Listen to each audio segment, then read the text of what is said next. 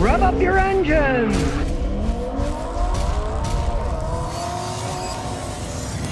10414 says, Scotty, what do you think about the Toyota CVT trannies of the launch gear? I'm asking because I know you have a low opinion of CVT trannies. The thing about theirs is they have an actual launch gear, first gear. So you take off in an actual gear and you get tremendous acceleration. Once you're out of that launch gear, then it shifts the operation to a intelligent CVT transmission system that then does the rest of the work. And since most of the strain is in the beginning taking off, that launch gear allows the CVTs to last and have great acceleration, because most of your acceleration when you take off fast in a car is from 0 up. And then once you're in the CVT transmission, they're okay then, right? And the Toyota engineers, they're very intelligent people. They just keep perfecting things. So you took a CVT that they know people, well, they weren't really happy with how it drove.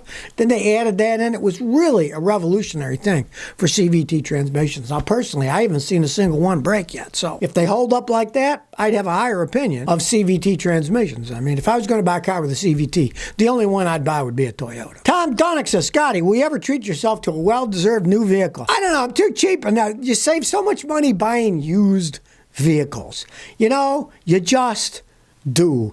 Now, I do have to say, with the way people drive these days, and people bringing me cars, especially when I'm on the East Coast, I'm in Tennessee now, but when I'm on the East Coast, a lot of people bring me newer cars. I said, oh, why'd you buy a newer car? I got rear-ended. I got T-boned by the idiots around here who drive like maniacs.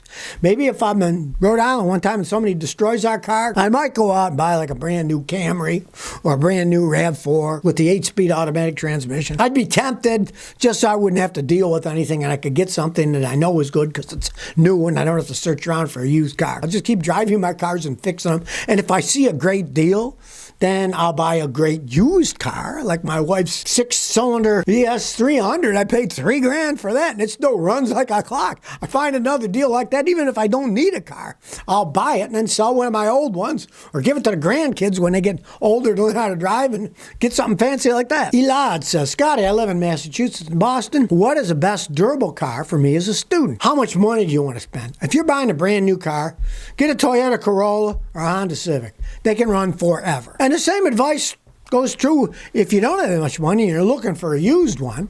The only problem is people want an awful lot of money, even for cars. I see Hondas, Toyotas, they might have 150,000 miles. People still want 17, 18 grand for them or something. So do you want new or used? But if you do want new, Toyota Corolla, Honda Civic, those are extremely reliable, hundreds of thousands of miles. That'd be what I'd do. Rafola 60 says, I got a Volvo S60, 2013. It burns oil. Keep adding synthetic. What could it be? All right. They do have a special type of PCV system. You might take that out, clean it, or put a new one in, because it could be sucking raw oil in. But if that's not the case, it just means your engine's worn out. And there's nothing you can do except add oil. Now, if you want to see if the engine's worn out, all you have to do is a wet and dry compression test.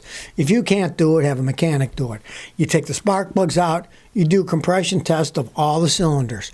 Then you put a teaspoon of oil in each one. And if you find that the pressure goes way up when you put the oil in, it means the piston rings are worn, and that's why it's burning oil. It's an easy test to do. And that's normally what happens to those things this age.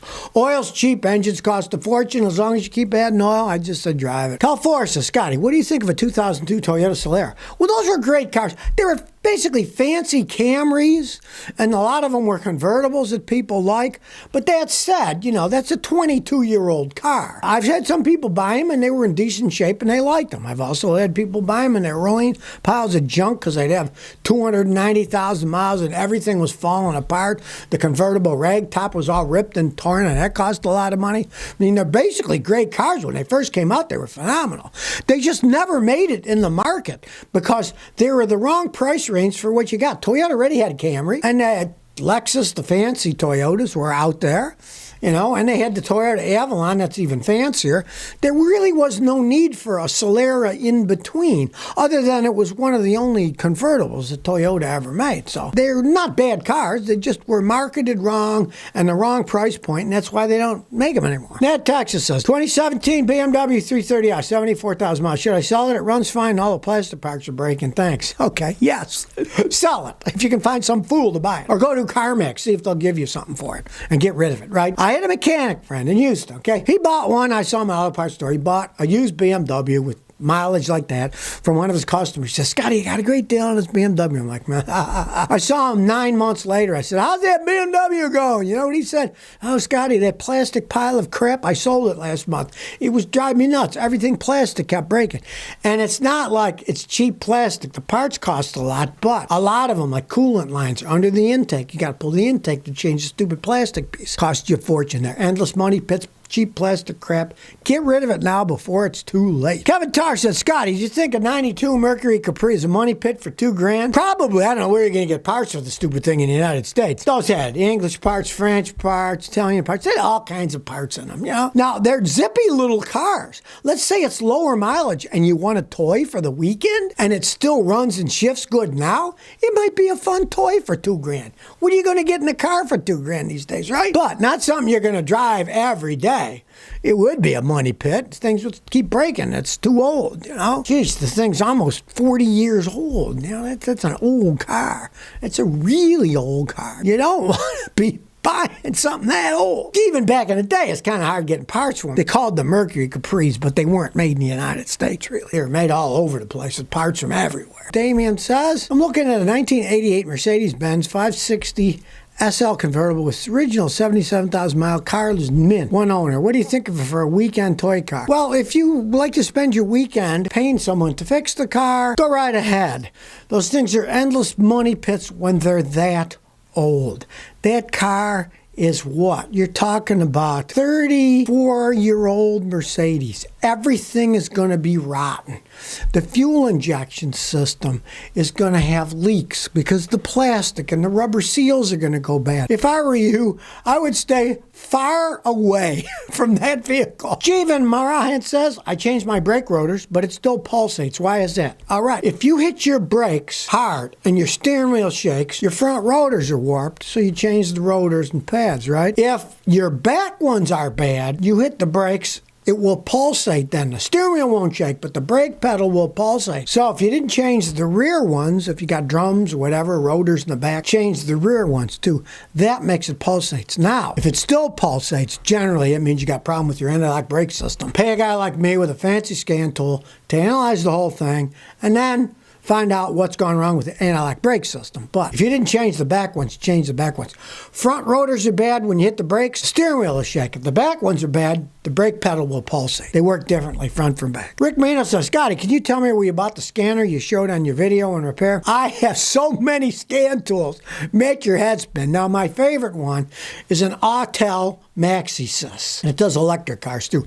But that is a $5,000 scanner. I just got it on Amazon. Now, if you're like a do-it-yourselfer type guy, you might get those Canadian Blue Driver. Works wirelessly with your phone. You plug a dongle in. It's like $120. Blue Driver. And you get quite a bit of information for that small amount of money. Jaden White says, how reliable is a Q70? Really reliable when it's brand new. When they age and get over 100,000 miles and get to be old, they are generally endless money pits. Which is why I tell people not to buy used ones with high mileage. Don't buy it with 120,000 miles on it. It will bankrupt you because it will start to break down. They don't hold up over time. Scotty Kilmer fan says, Scotty, what do you think about Jeep SUVs? What years are reliable? Because I heard they look good but have crappy engines. Exactly. The problem is Jeep goes by an image of the name Jeep, and the quality often has gone down the toilet. Now, if you're looking for one that's good, you got to go back at least 15 years, right? Back then, those Jeep Cherokees and stuff that had the straight 6-cylinder engine, they were gas hogs, but they could run a long time, and they were pretty fast vehicles, right? Of course, they wear out when they get older, and there's nothing left of them. You'd have to get one that had been rebuilt and stuff. The new ones, they're outrageously priced. The other day, I saw a guy, he had bought one of those brand new Jeep, the limited ones, they're top of the line, Grand Wagoneer. That thing was $121,000. Who in their right mind would spend that for a Jeep? I can't comprehend that myself at all. You have to get an older one, and they were okay. As years went by, Jeep's just gone down the toilet. Timothy Reed said, you once reviewed a Honda HR-V. I want one, but they're all made in Mexico. Wouldn't that take away the quality? All right, now, if it was a Chrysler made in Mexico, I'd say yes, definitely. But the Japanese are different than the Americans, the way they treat their workers. My son bought a Toyota TRD, Tacoma. It's made in Mexico. It's got no problems at all. I've got many customers that buy them. They don't have any problems. It's not like they're building the engines and transmissions in Mexico, okay? And they're putting them together in Mexico. It's more of a assembly point than anything else. Who cares where the fenders and stuff come from? It's just sheet metal, right? So in that case, it doesn't necessarily mean they're bad cars. Now, like I said, Chrysler, GM, they get a lot of crap coming from Mexico because they don't pay the workers much, and the quality of the work is absolute garbage. So if you never want to miss another one of my new car repair videos, remember to ring that bell.